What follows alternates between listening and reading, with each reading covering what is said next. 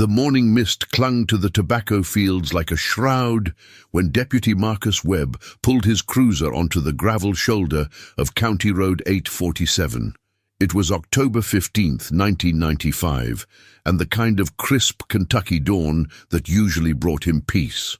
23 years later, Webb would still wake up in cold sweats, remembering the metallic taste of fear that filled his mouth the moment he stepped out of that patrol car. The call had come in at 6:47 a.m. A jogger had spotted something unusual near the old Sinclair farmstead, something that didn't belong among the dying corn stalks and rusted farm equipment. Webb had expected another false alarm, maybe a discarded mannequin or hunting decoy that spooked some city transplant getting their morning exercise. Hopkins County rarely saw much beyond domestic disputes and the occasional meth lab bust. Murder was something that happened in Louisville or Lexington, not in their corner of western Kentucky where everybody knew everybody, and secrets were harder to keep than Sunday dinner warm. But as Webb approached the tree line where Hickory Creek wound through the Sinclair property, he knew this wasn't another false alarm. The smell hit him first, sweet and nauseating, carrying on the October breeze like a warning. His hand instinctively moved to his radio, though he hadn't yet processed what his eyes were telling him. There, partially concealed beneath a pile of rotting leaves and fallen branches, lay the body of someone who had been missing for 3 days.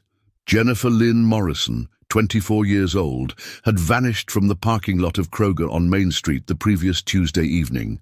Her Honda Civic sat abandoned between 2 pickup trucks, keys still in the ignition, purse on the passenger seat, groceries beginning to spoil in the October heat. The last person to see her alive was Chuck Henley, the bag boy who helped load her groceries at 7:15 p.m. She'd been cheerful, he said, talking about her sister's upcoming wedding and how she needed to lose 5 pounds to fit into her bridesmaid dress. Webb crouched beside the body, his hands shaking as he reached for his radio. Jennifer's auburn hair, which her mother had always said caught sunlight like copper pennies, was matted with dirt and something darker. Her favorite blue sweater, the one she'd worn to church the Sunday before, was torn and stained. But it was her eyes that would haunt Webb's dreams for decades to come, wide open, staring up at the canopy of maple and oak, holding an expression of surprise that seemed to ask a question no one would ever be able to answer.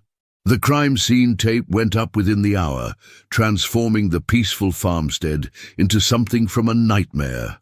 Sheriff Harold Brennan arrived with the county's only other detective, Ray Coleman, a 30-year veteran who chain-smoked Marlboros and had investigated exactly 2 homicides in his entire career. The Kentucky State Police were called, but wouldn't arrive until late afternoon. Hopkins County was on its own, at least for now, to process a scene that would challenge every assumption they held about their quiet corner of the world. As news spread through town like wildfire, Jennifer's family gathered at the sheriff's department, their faces etched with the kind of grief that transforms people permanently. Her mother, Patricia Morrison, clutched a photograph of Jennifer from her high school graduation, her hands trembling so violently that the picture blurred. Her father, Tom, stood silent in the corner, his jaw clenched so tight that the muscles in his neck stood out like cords. They had spent 3 days believing their daughter might walk through the door with some innocent explanation. Car trouble, maybe, or an impromptu trip with friends. Now they faced the terrible certainty that she never would. Jennifer Morrison had lived her entire life within a 15-mile radius of Hopkins County, and that was exactly how she liked it. Born at the county hospital in January 1971, she was the kind of person who found magic in ordinary moments. Sunday dinners at her grandmother's house, summer evenings on the porch listening to her father's stories, Friday night football games where she cheered for the Tigers with a passion that made visitors think she had money riding on every play.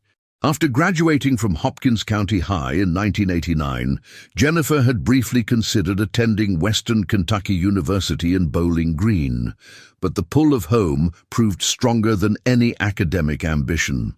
She took a job at First National Bank, starting as a teller and working her way up to loan officer by age 22.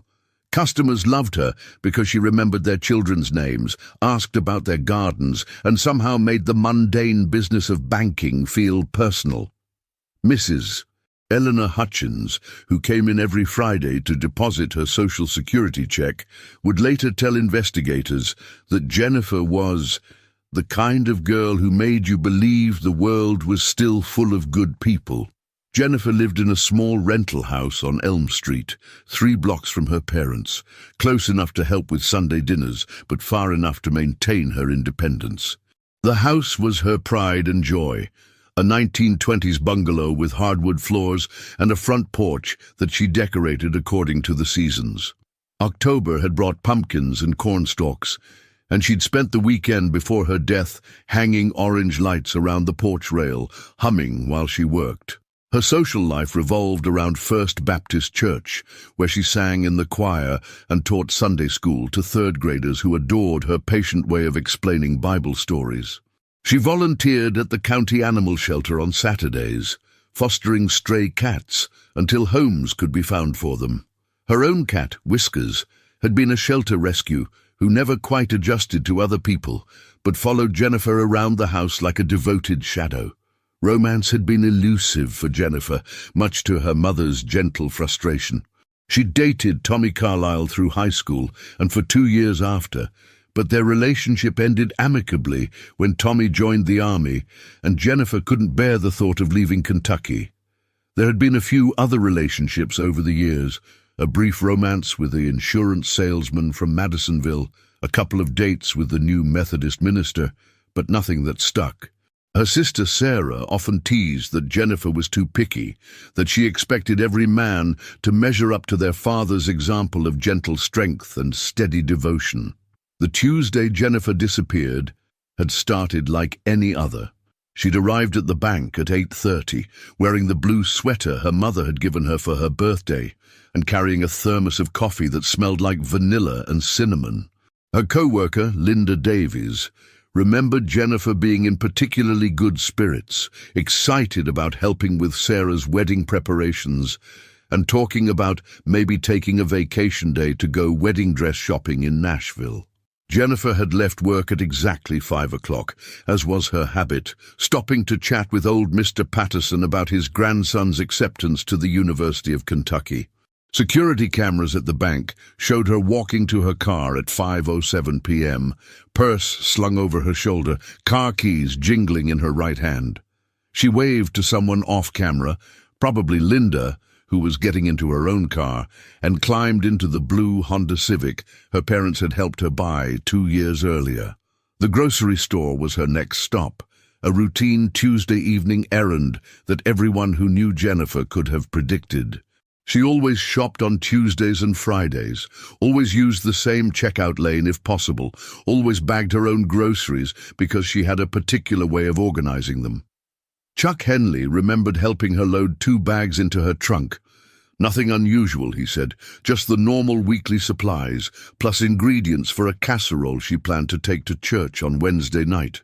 What happened in the 23 minutes between Jennifer leaving Kroger and her car being discovered abandoned would become the central mystery that consumed Hopkins County. Those 23 minutes would be dissected, analyzed and reconstructed 1,000 different ways over the coming years, but they would never yield their secrets easily. All anyone knew for certain was that somewhere in that brief window of time, Jennifer Morrison's ordinary Tuesday evening became the beginning of a nightmare that would haunt her community for nearly 3 decades. The Hopkins County Sheriff's Department had never processed a murder scene, and it showed in those first crucial hours. Sheriff Harold Brennan, A decent man, better suited to mediating property disputes than hunting killers, stood at the edge of the crime scene with his hands thrust deep in his jacket pockets, watching the state police photographer document what would become the most infamous location in county history. The October wind carried the sound of voices from the road where a growing crowd of locals had gathered, their hushed conversations punctuated by the occasional sob from someone who had known Jennifer Morrison since she was a little girl in pigtails. Detective Ray Coleman moved through the scene with the methodical precision of someone who understood that every detail mattered, even if he wasn't entirely sure which details would prove significant. His notebook filled with observations that seemed both mundane and potentially crucial. The way Jennifer's body was positioned, partially concealed but not buried. The absence of her jewelry, except for a small silver cross that had been a confirmation gift from her grandmother. The strange pattern of torn fabric that suggested a struggle, though the location of that struggle remained unclear. The state police criminalist, Detective Sarah Chen, arrived from Frankfurt at 2:47 p.m., bringing with her the kind of forensic expertise that Hopkins County desperately needed. Chen had worked dozens of homicides across Kentucky, and she could read a crime scene like others read newspapers. Within 20 minutes of her arrival, she had identified several crucial pieces of evidence that local law enforcement had missed or misunderstood. Tire tracks in the soft earth near the creek suggested a vehicle had been parked there recently, though the rain 3 days earlier had degraded the impressions. More significantly, she found what appeared to be skin cells under Jennifer's fingernails, evidence that she had fought her attacker. The canvass of potential witnesses began immediately, though Hopkins County's rural geography made the process challenging. Houses were scattered across miles of farmland, many occupied by elderly residents whose hearing and eyesight weren't what they once were. Still, a picture began to emerge of Tuesday evening's events, pieced together from fragments of memory and casual observation. Betty Sinclair, whose family owned the property where Jennifer's body was found, remembered hearing a car with a loud muffler sometime around 8 o'clock that evening. Unusual, because the old farm road rarely saw traffic after dark. More promising was the testimony of Jake Morrison, no relation to Jennifer, despite sharing her surname. Morrison ran a small auto repair shop on the county road that connected the Kroger parking lot to the Sinclair farm. He had been working late on Tuesday, trying to finish a transmission job before heading home to dinner, when he noticed a dark-colored pickup truck driving unusually slowly past his shop. The driver, a man wearing a baseball cap pulled low over his face, had seemed to be studying the area rather than simply passing through. Morrison couldn't make out a license plate number, but he was certain the truck was domestic, possibly a Ford or Chevrolet from the late 80s or early 90s. The investigation's first major break came from an unexpected source. Jennifer's cat, Whiskers, had been missing since Tuesday night, and her neighbor, Mrs. Helen Rodriguez, had been searching the neighborhood with increasing desperation. On Thursday morning, Rodriguez found the cat hiding under her back porch, traumatized and bearing what the veterinarian identified as minor injuries consistent with being kicked or thrown. More significantly, Whiskers' collar was missing, though Jennifer's mother insisted the cat never went anywhere without it. As word of the murder spread beyond Hopkins County, the sheriff's department found itself overwhelmed by an avalanche of tips, theories, and false confessions. The phone rang constantly with reports of suspicious vehicles, strange men lurking near schools, and half-remembered conversations that suddenly seemed sinister in retrospect. Each lead had to be investigated, catalogued, and either pursued or dismissed, a process that stretched the department's limited resources to their breaking point. Sheriff Brennan made the difficult decision to request additional help from the Kentucky State Police, effectively admitting that his department was in over its head. The decision sparked controversy among some county residents who saw it as an admission of failure, but others recognized it as the only realistic path forward. By Friday, a joint task force had been established, bringing together local knowledge and state-level expertise in what everyone hoped would be a powerful combination. The first sign that the investigation was losing momentum came 3 weeks after Jennifer Morrison's body was discovered. Detective Sarah Chen returned to Frankfurt, her preliminary forensic analysis complete, but frustratingly inconclusive. The DNA evidence from under Jennifer's fingernails was too degraded to provide a clear profile, a consequence of exposure to the elements during those crucial first days. The tire tracks near Hickory Creek had been measured and photographed, but without a suspect vehicle for comparison, they remained merely suggestive rather than definitive proof. Sheriff Brennan found himself presiding over an investigation that seemed to generate more questions than answers. The Joint Task Force interviewed over 200 people in the first month, following leads that stretched from Hopkinsville to Henderson, but each promising thread eventually frayed and broke. The dark pickup truck that Jake Morrison had seen became the focus of intense scrutiny, with officers checking registration records for every similar vehicle in a 3-county area. The process consumed hundreds of man-hours and yielded exactly nothing. By Christmas of 1995, the investigation had settled into a routine of diminishing returns. The task force met weekly, reviewing evidence that hadn't changed and pursuing leads that grew colder with each passing day. Detective Ray Coleman, who had volunteered to serve as the local point person for the case, found himself spending increasingly long hours at the sheriff's department, chain-smoking Marlboros and staring at crime scene photographs as if willpower alone could make them reveal their secrets. The Morrison family's grief evolved into something harder and more bitter as the months passed without answers. Tom Morrison, Jennifer's father, became obsessed with the investigation, showing up at the sheriff's department so frequently that deputies began to recognize the sound of his truck in the parking lot. He had purchased a detailed map of Hopkins County and marked it with colored pins representing witness sightings, potential evidence locations, and his own theories about what had happened to his daughter. Patricia Morrison channeled her anguish into organizing search parties that combed every inch of county land, looking for Jennifer's missing jewelry or any other evidence that might have been overlooked. The case file grew thicker as 1996 wore on, but the additional pages represented investigative dead ends rather than progress. A drifter arrested in Owensboro confessed to Jennifer's murder during a drunken rampage, only to recant the next morning when he sobered up enough to realize he had been in jail in Evansville when the crime occurred. A former boyfriend of Jennifer's sister became a person of interest when investigators learned about a heated argument he'd had with Jennifer months earlier, but his alibi for Tuesday evening proved unshakable. Perhaps most frustrating was the case of David Henshaw, a troubled young man with a history of petty theft and assault who lived in a trailer park 5 miles from where Jennifer's body was found. Henshaw owned a dark blue Ford pickup that seemed to match Jake Morrison's description, and he had no verifiable alibi for Tuesday evening. But when state police forensic technicians examined his truck, they found no physical evidence linking it to the crime scene.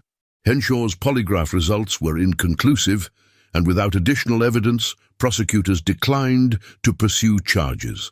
As 1997 dawned, the weekly task force meetings became monthly gatherings, then quarterly reviews, and finally perfunctory annual assessments that everyone knew were mere formalities. New cases demanded attention, and Hopkins County's limited law enforcement resources couldn't remain focused indefinitely on a single unsolved murder, no matter how heartbreaking the circumstances. The Morrison family never stopped hoping for justice, but their campaign for answers began to take on the desperate quality of people shouting into an empty room. Tom Morrison's obsession with the case cost him his job at the grain elevator, when his supervisor finally lost patience with his frequent absences and inability to concentrate. Patricia Morrison aged a decade in 2 years, her hair turning silver and her face settling into lines of permanent sorrow. Their marriage, strong enough to survive 26 years and the ordinary challenges of life, began to buckle under the weight of unanswered questions and unfocused rage. By the time Detective Sarah Chen closed her active file on the Jennifer Morrison murder in December 1997, the case had generated over 1,500 pages of reports, interviews, and evidence logs. The physical evidence was carefully preserved and stored in the climate-controlled facility at the state police headquarters, waiting for advances in forensic science that might someday unlock its secrets. But for the residents of Hopkins County, Jennifer Morrison's murder had become something else entirely. A cautionary tale whispered in the dark, a reminder that evil could strike anywhere, even in places where people still left their doors unlocked and their children played outside until the streetlights came on. The Hopkins County Courthouse clock tower chimed midnight on October 15, 2005, marking exactly 10 years since Jennifer Morrison's body was discovered in the tobacco fields. Patricia Morrison sat alone in her kitchen, staring at a photograph of her daughter that had been featured on the front page of the Hopkins County Gazette a decade earlier. The newspaper clipping had yellowed with age, and Jennifer's smile seemed to fade a little more each year, as if time was slowly erasing even the memory of her vibrant spirit. The Morrison family had fractured in ways that surprised everyone who knew them. Tom Morrison, once the steady foundation of his household, had become a ghost of his former self. His obsession with solving Jennifer's murder had consumed everything else in his life: his job, his health, his relationships with his surviving children. He spent his days driving the back roads of Hopkins County, following theories that grew more elaborate and desperate with each passing year. Sometimes Patricia would find him in the garage at 3 in the morning, hunched over boxes of photocopied police reports and newspaper clippings, muttering about overlooked clues and conspiracies. Their marriage had quietly ended in 2002, not with angry confrontations or dramatic revelations, but with the slow erosion of two people who could no longer find their way back to each other through the maze of their shared grief. Tom moved into a small apartment above the hardware store on Main Street, while Patricia remained in the house where Jennifer had grown up, surrounded by memories that both comforted and tormented her. Sarah Morrison, Jennifer's younger sister, had fled Hopkins County immediately after graduating high school in 1998. She'd attended college in Colorado and never returned, except for brief, painful visits that grew increasingly rare as the years passed. The wedding dress shopping trip that Jennifer had been so excited about had never happened. Sarah eloped with her college boyfriend in a Las Vegas ceremony that no family members attended. She changed her name when she married, as if shedding the Morrison surname could somehow distance her from the tragedy that had defined her teenage years.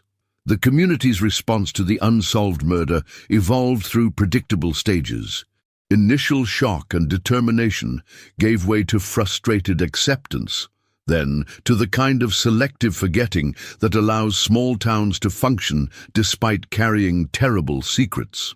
New families moved to Hopkins County, drawn by affordable housing and good schools, and they learned about Jennifer Morrison's murder the way children learn about local legends, through whispered stories and vague warnings about staying safe after dark. Sheriff Harold Brennan retired in 2003, replaced by a younger man named Michael Torres, who had grown up in neighboring Webster County and brought fresh eyes to old problems. Torres inherited a filing cabinet full of cold cases, but the Morrison murder stood out for both its brutality and the passionate advocacy of the victim's father. Torres met with Tom Morrison once a month for the first 2 years of his tenure, patiently listening to theories that ranged from plausible to bizarre, always promising to follow up on any new information while knowing that most leads had been exhausted years earlier. The case files themselves became a kind of archaeological record of the investigation's evolution. The original reports from 1995 were typed on manual typewriters, full of correction fluid and handwritten notes in the margins. Later editions were produced on early computer printers, the dot matrix text fading to ghostly grey. By the mid-2000s, digital reports were being printed on laser printers and stored in binders that looked crisp and official, but contained no more answers than their predecessors. Detective Ray Coleman remained with the Hopkins County Sheriff's Department until his death from lung cancer in 2008, and he never stopped believing that Jennifer Morrison's killer was someone local, someone who understood the geography and rhythms of rural Kentucky well enough to choose that particular location for disposing of her body. Coleman's theory, shared with Torres during his final months, was that the killer had probably attended Jennifer's funeral, mingling with the mourners and observing the investigation's progress from the inside. The physical evidence from the crime scene remained in storage at the Kentucky State Police Laboratory, carefully preserved but largely forgotten. Advances in DNA analysis techniques offered periodic hope that the degraded samples might yield new information, but each technological breakthrough seemed to reveal the limitations of evidence that had been compromised by weather and time. The skin cells found under Jennifer's fingernails contained enough genetic material to exclude suspects, but not enough to positively identify an unknown perpetrator. Local folklore gradually absorbed Jennifer Morrison's story, transforming it from a specific tragedy into a generalized warning about the dangers that lurked beyond the safety of home and community. Parents used her name to caution their children about talking to strangers or walking alone after dark. Teenagers dared each other to visit the Sinclair farm on Halloween night, though most lost their nerve long before reaching the creek where her body had been found. The call came into the Hopkins County Sheriff's Department on a grey Tuesday morning in February 2024, nearly 29 years after Jennifer Morrison's murder. Deputy Lisa Chen, no relation to the state police detective who had worked the original case, answered the phone expecting another routine complaint about stolen mail or loose dogs. Instead, she found herself listening to the trembling voice of an elderly woman who claimed to have information about a murder that most people had assumed would never be solved. Eleanor Vance was 83 years old and had lived her entire life in Hopkins County. She'd been a contemporary of Jennifer's grandmother, part of a generation that remembered when the county was more rural than suburban, when everyone knew everyone else's business and secrets were harder to keep. For nearly 3 decades, Eleanor had carried a burden that grew heavier with each passing year, but fear and loyalty had kept her silent until age, and failing health convinced her that some secrets weren't worth taking to the grave. Eleanor's story began in October 1995, when she was living in a small farmhouse on County Road 892, about 2 miles from where Jennifer's body was eventually discovered.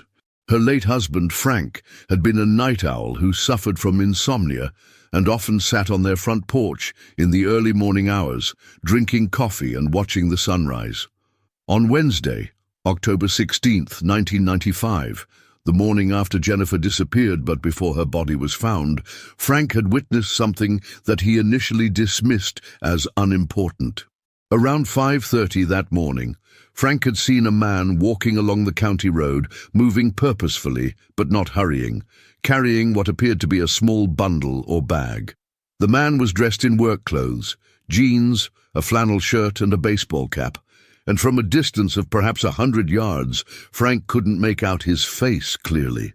What struck Frank as odd was that the man was walking away from town toward the more isolated parts of the county, at an hour when most people would be heading in the opposite direction for work. Frank had mentioned the incident to Eleanor over breakfast, wondering aloud if they should report it to someone, but the morning radio news made no mention of a missing person, and by evening they had forgotten about the early morning walker.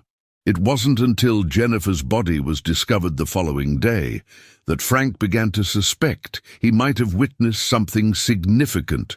By then, however, fear had set in. The man Frank Vance had seen walking along County Road 892 was someone he recognized, someone whose presence in the area at that particular time would have explosive implications for Hopkins County.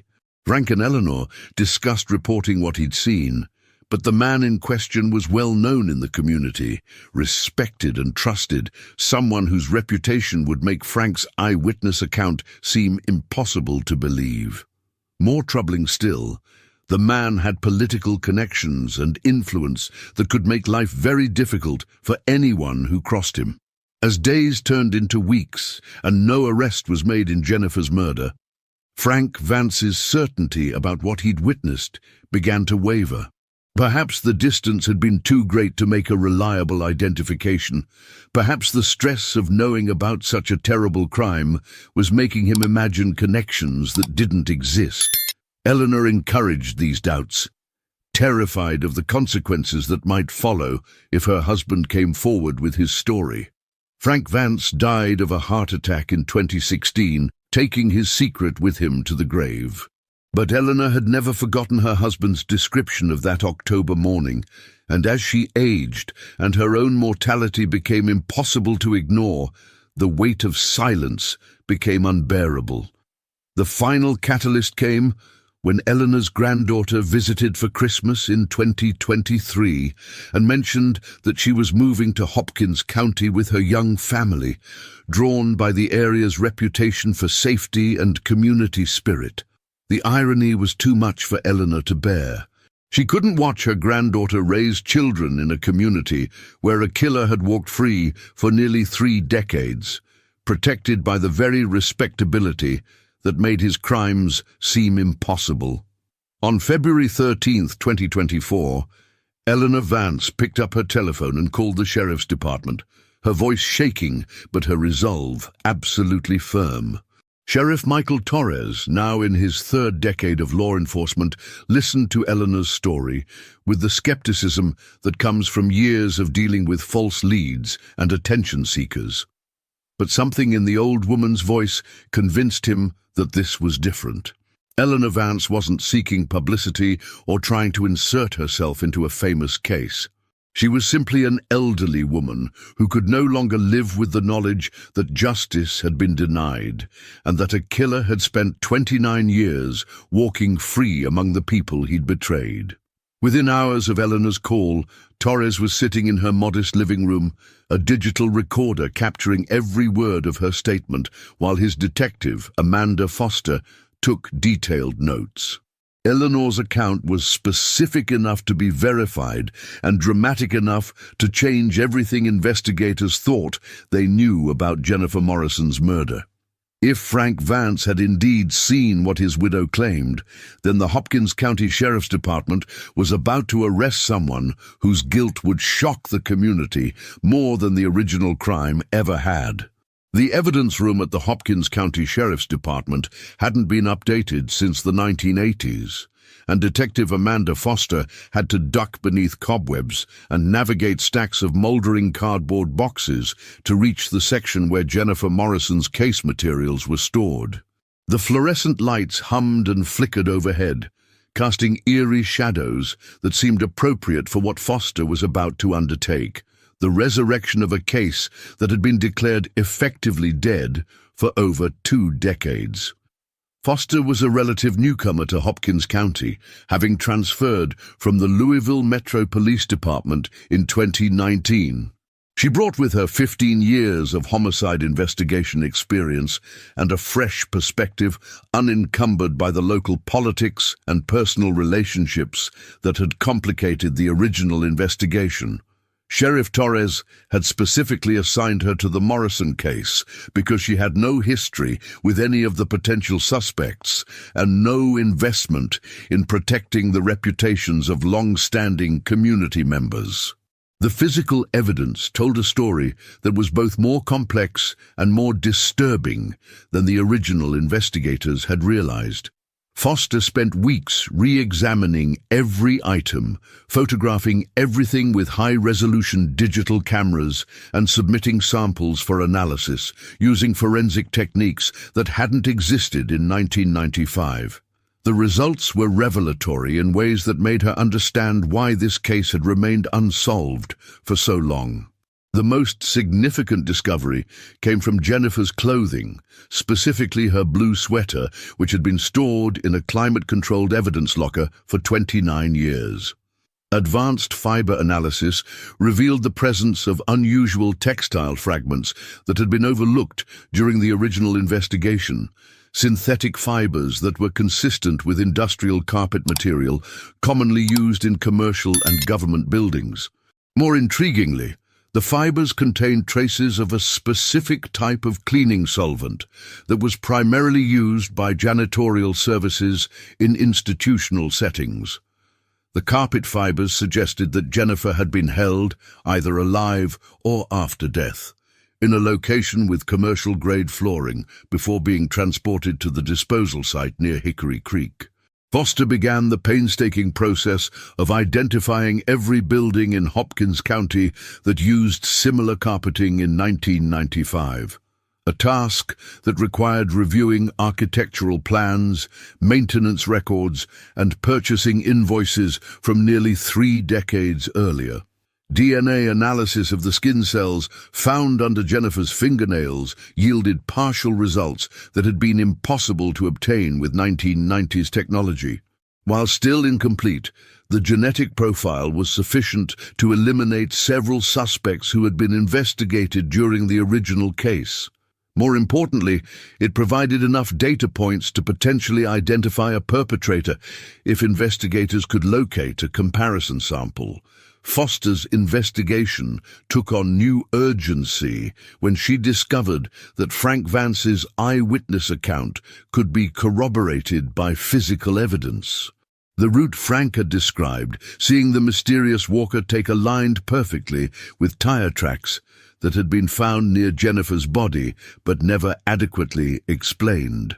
More significantly, the timing of Frank's sighting, approximately 5:30 in the morning on October 16th, suggested that Jennifer's body had been moved to the disposal site several hours after her disappearance, indicating that she had been held somewhere else overnight. The carpet fiber evidence became even more significant when Foster cross-referenced it with Eleanor Vance's description of the man her husband had seen. If the suspect Eleanor identified was indeed Jennifer's killer, then the commercial carpeting suggested he had access to a building that most county residents never entered. The kind of institutional space where someone in a position of authority might feel safe holding a victim without fear of discovery. Foster's methodical approach extended to re-interviewing witnesses whose memories might have sharpened or changed over nearly 3 decades. Many of the original witnesses were elderly or deceased, but those who remained often provided details that hadn't seemed important in 1995, but took on new significance in light of Eleanor Vance's revelations. Jake Morrison, the auto repair shop owner who had seen the suspicious pickup truck, now remembered additional details about the vehicle's occupant, specifically that the man had seemed familiar, though Morrison couldn't place where he'd seen him before. The investigation's scope expanded to include a comprehensive review of personnel records for every government employee and contractor who had been working in Hopkins County in October 1995. Foster was looking for someone with access to buildings containing commercial carpeting, someone who would have been known and trusted by Jennifer Morrison, and someone whose movements wouldn't have attracted attention during the critical time period when the murder occurred. Perhaps most disturbing of all was Foster's discovery that the original investigation had been subtly but systematically steered away from certain lines of inquiry. Detective Ray Coleman's notes contained multiple references to potential leads that had been dismissed or deprioritized for reasons that weren't clearly documented. Someone with influence over the investigation had ensured that particular suspects weren't thoroughly investigated and that certain evidence wasn't pursued as aggressively as it should have been. As Foster pieced together the emerging picture, she began to understand why Frank Vance had been reluctant to come forward with his eyewitness account. The implications of Eleanor's story were staggering, not just for the Morrison family's quest for justice, but for the entire community's trust in the institutions that were supposed to protect them. If Eleanor Vance was telling the truth about what her husband had witnessed, then Jennifer Morrison had been murdered by someone who had spent the last 29 years hiding in plain sight, protected by his position and reputation while a grieving family suffered without answers. The name that Eleanor Vance whispered in Sheriff Torres's living room on that February afternoon carried the weight of local history and the power to shatter assumptions that had defined Hopkins County for generations. Robert Eugene Walsh had been a fixture in county government for over 4 decades, serving first as a deputy sheriff in the 1970s, then as county clerk from 1983 to 2019. He was the kind of man that small communities depend on, steady, reliable, present at every funeral and graduation, the person you called when you needed something done and done right. Detective Foster's investigation into Walsh's background revealed a life that seemed almost impossibly clean on the surface. Born in Hopkins County in 1951, Walsh had attended local schools, served briefly in the Army, and returned home to marry his high school sweetheart, Linda K. Summers, in 1974. They had raised 3 children in a modest ranch house on Maple Street, 2 blocks from the courthouse where Walsh would spend most of his professional life. He coached Little League Baseball for 15 years, served as treasurer of the Rotary Club, and hadn't missed a Sunday service at First Presbyterian Church in over 2 decades. But beneath the veneer of civic respectability, Foster discovered troubling patterns that previous investigators had either missed or chosen to ignore. Walsh's military service had ended abruptly in 1973 with what his personnel file described as a medical discharge, though the specific details were classified and unavailable to civilian law enforcement. His early years as a deputy sheriff had been marked by an unusual number of complaints from female citizens, allegations of inappropriate behavior that had been quietly resolved without formal disciplinary action. More significantly, Walsh's position as county clerk had given him access to every building owned or leased by Hopkins County government, including the courthouse basement where old evidence was stored and the maintenance facility where county vehicles were serviced and cleaned.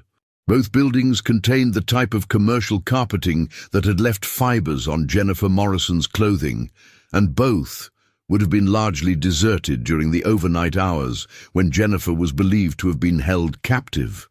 Foster's examination of Walsh's work schedule for October 1995 revealed several suspicious patterns. As county clerk, Walsh often worked late into the evening, ostensibly catching up on paperwork and preparing for the next day's business. On Tuesday, October 15, 1995, the night Jennifer disappeared, Walsh had signed out of the courthouse at 11:47 p.m., according to the security log that Foster discovered in the county archives. The timing placed him in the building during the critical hours when Jennifer vanished from the Kroger parking lot. Even more damning was Foster's discovery that Walsh owned a 1989 Ford pickup truck in 1995, dark blue in color, matching the description provided by Jake Morrison. Vehicle registration records showed that Walsh had sold the truck in December 1995, barely 2 months after Jennifer's murder, replacing it with a newer model sedan. The timing of the vehicle sale, combined with Eleanor Vance's account of seeing Walsh walking along County Road 892 on the morning Jennifer's body was discovered, began to form a picture of a man desperately trying to distance himself from evidence of his crime. The psychological profile that emerged from Foster's investigation was that of a predator who had learned to use his position and reputation as camouflage. Walsh's role in county government had made him a trusted figure, someone who could approach young women without raising suspicion. His access to government buildings provided him with secure locations where he could commit crimes without fear of interruption. Most insidiously, his connections within local law enforcement had allowed him to monitor and potentially influence the investigation into Jennifer's murder. Foster's review of the original case files revealed that Walsh had inserted himself into the investigation from the very beginning, volunteering to help with administrative tasks and offering the use of county resources to support the search effort. He had been present at key briefings, had access to sensitive information about the progress of the investigation, and was positioned to know which leads were being pursued and which suspects were being investigated. If he was indeed Jennifer's killer, he had spent 29 years with a front-row seat to the investigation of his own crime. The most chilling discovery came when Foster examined Walsh's interactions with the Morrison family during the years following Jennifer's murder. County records showed that Walsh had personally handled several administrative matters for Tom Morrison, including property tax disputes and permit applications. He had attended Jennifer's funeral, had expressed condolences to the family on multiple occasions, and had even participated in community fundraising efforts to establish a memorial scholarship in Jennifer's name. The idea that Jennifer's killer had spent decades consoling her family while secretly reveling in their suffering was almost too monstrous to contemplate. As Foster prepared to present her findings to Sheriff Torres, she understood that arresting Robert Walsh would do more than solve a 29-year-old murder case. It would force Hopkins County to confront the possibility that one of its most trusted public servants had been living a lie for decades, using his position to commit the ultimate betrayal of the community's trust. The revelation would shatter relationships, destroy reputations, and leave residents questioning everything they thought they knew about the people who had governed their lives. But justice for Jennifer Morrison demanded nothing less than the complete truth, no matter how painful that truth might prove to be. Foster's investigation had reached the point where circumstantial evidence was building into a compelling case, but she needed more than suspicion and coincidence to convince a prosecutor to file charges. The next phase of the investigation would require courage, persistence, and the kind of police work that could finally give the Morrison family the answers they had been seeking for nearly 3 decades.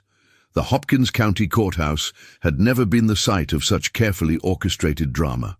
At precisely 8:15 a.m. on March 28, 2024, Detective Amanda Foster walked through the main entrance carrying an arrest warrant that would transform Robert Eugene Walsh from respected county elder to accused murderer in the span of a heartbeat.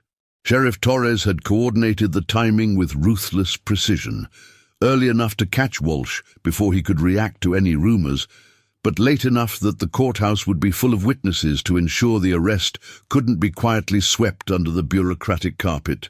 Walsh was in his office, as he had been almost every weekday morning for over 4 decades, reviewing paperwork and preparing for the day's business. At 72 years old, he'd officially retired from his position as county clerk 5 years earlier, but the county commissioners had granted him emeritus status and a small office where he could continue handling special projects and serving as an institutional memory for newer employees. The arrangement had seemed like a generous recognition of his decades of service. Now it would prove to be his undoing. Foster found Walsh exactly where she expected him to be, seated behind a metal desk that had probably been purchased during the Carter administration, surrounded by filing cabinets that contained the administrative history of Hopkins County. He looked up when she knocked on his open door, and for just a moment she saw something flicker across his face. Not surprise exactly, but a kind of weary resignation, as if he had been waiting for this moment for 29 years. The arrest itself was anticlimactic in the way that real police work often is. Foster read Walsh his rights while he sat perfectly still, his hands folded on the desk, his expression carefully neutral. He didn't ask why he was being arrested. He didn't demand to call a lawyer. He didn't protest his innocence or express outrage at the accusations. He simply nodded when Foster finished the Miranda warning and asked if he understood his rights. The silence in that small office was profound, broken only by the sound of handcuffs clicking into place and the distant murmur of courthouse employees who had no idea that their world was about to change forever. Word of Walsh's arrest spread through Hopkins County like wildfire, carried by cell phone calls, text messages, and the kind of gossip network that makes small towns feel like extended families. Within hours, the courthouse parking lot was filled with reporters from Louisville, Evansville, and Nashville, drawn by a story that seemed to confirm every cynical assumption about corruption and abuse of power in small-town America. The revelation that a trusted public servant had allegedly murdered a young woman and then spent decades hiding in plain sight was the kind of narrative that captured national attention. The evidence that Foster presented to District Attorney Rebecca Martinez was circumstantial but compelling.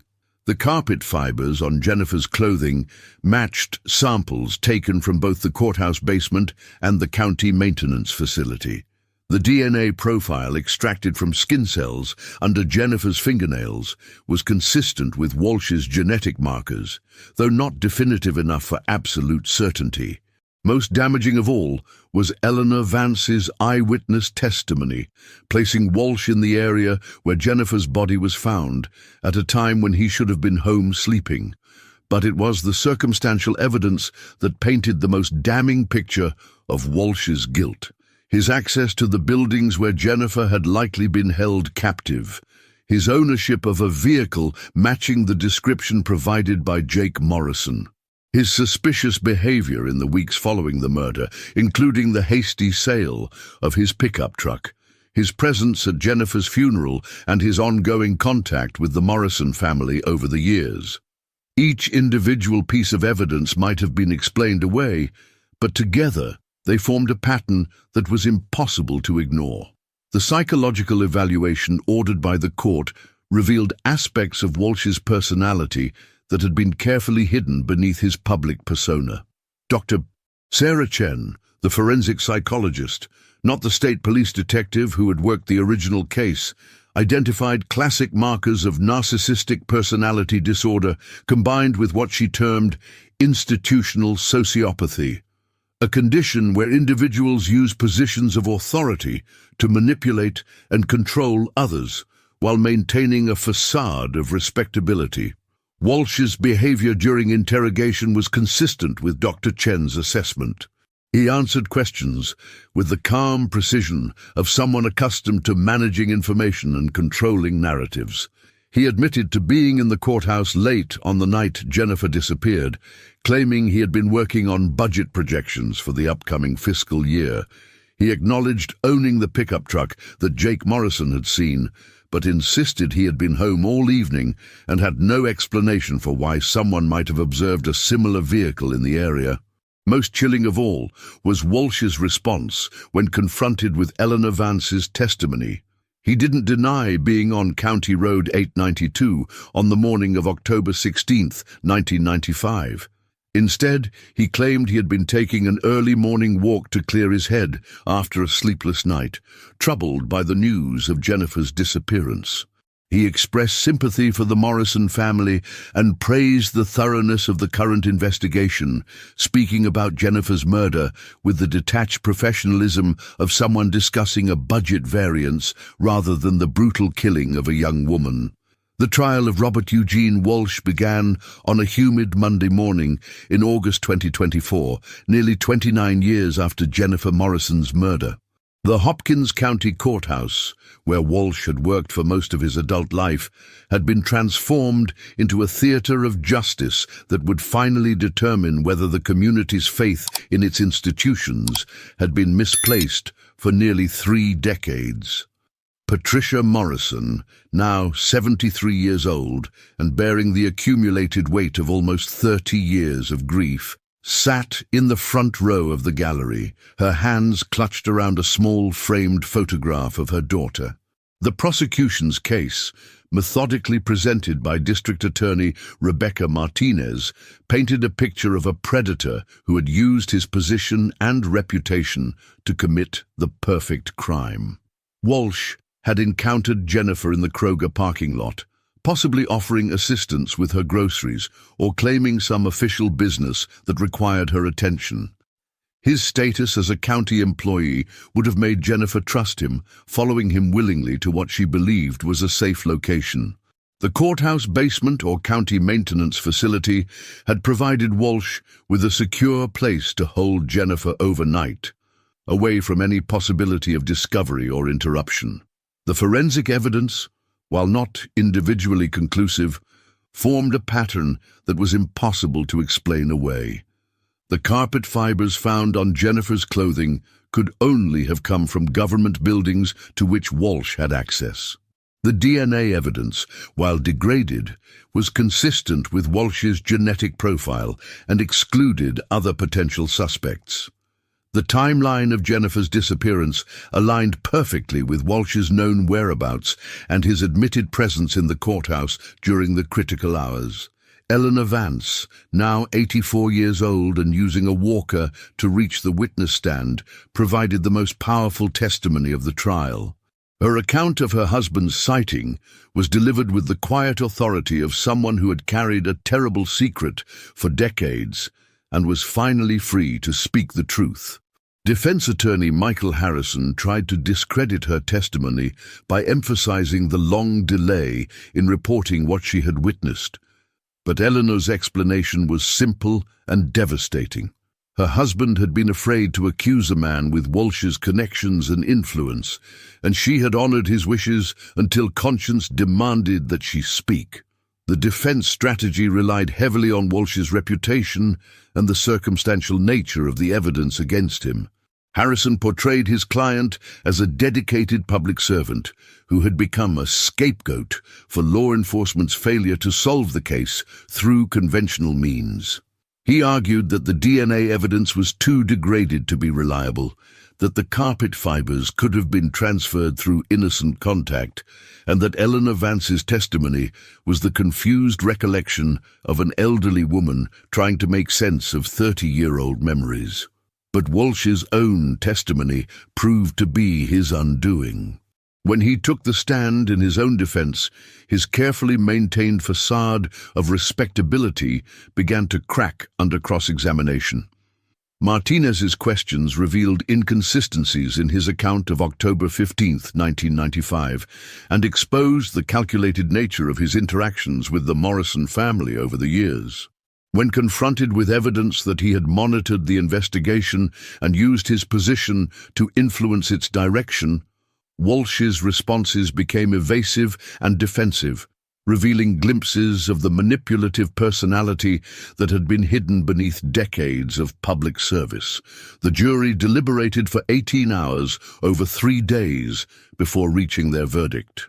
When the foreman announced that they had found Robert Eugene Walsh guilty of murder in the first degree, the courtroom erupted in a mixture of sobs, gasps, and quiet expressions of vindication. Patricia Morrison collapsed into the arms of her surviving daughter Sarah, who had flown in from Colorado to witness the conclusion of their family's long journey toward justice. Tom Morrison, who had died of a heart attack in 2019 without ever seeing his daughter's killer brought to trial, was remembered in that moment as the man whose obsessive pursuit of answers had kept the case alive when others were ready to let it die. Walsh was sentenced to life in prison without the possibility of parole, a punishment that seemed almost inadequate given the magnitude of his betrayal. He had not only murdered an innocent young woman, but had spent 29 years torturing her family with his presence at community events, his expressions of sympathy, and his participation in memorial activities that honored Jennifer's memory. The revelation that their daughter's killer had been hiding in plain sight, consoling them while secretly reveling in their suffering, added a psychological dimension to the Morrison family's trauma that would take years to process. The impact on Hopkins County extended far beyond the Morrison family. Walsh's conviction forced the community to confront uncomfortable questions about the culture of deference and trust that had allowed a predator to operate with impunity for decades. The investigation revealed systemic failures in the original case, including evidence that Walsh had used his position to monitor and influence the investigation of his own crime. County government instituted new oversight procedures and transparency requirements designed to prevent future abuses of power. For those who had followed this case from the beginning, who had wondered for years whether Jennifer Morrison's killer would ever face justice, the resolution brought a mixture of satisfaction and sorrow. Justice had finally been served, but it had come at the cost of shattering illusions about the fundamental decency of people in positions of trust. If you've been following this investigation, if you've been hoping along with the Morrison family for answers that seemed like they might never come, we want to hear your thoughts about how this case was finally solved and what it means for other families still waiting for justice. The comments section below is a place for reflection, for sharing your own theories about what signs might have been missed, and for honoring Jennifer Morrison's memory by ensuring that her story continues to be told.